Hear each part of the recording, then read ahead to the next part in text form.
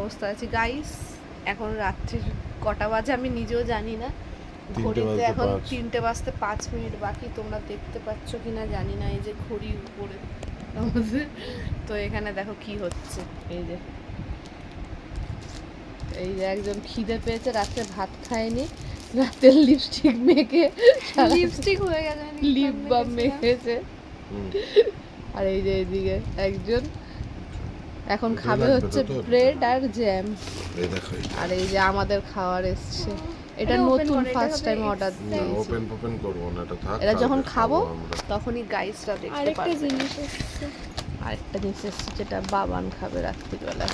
বাবান খাবে না, শুধু আমিও আছি এর ভাগ। ভাই আমি অবশ্যই ভাগ নেবো। আমি এমন কোনো খাবার নেই যেটাই আমি হাত মারি না।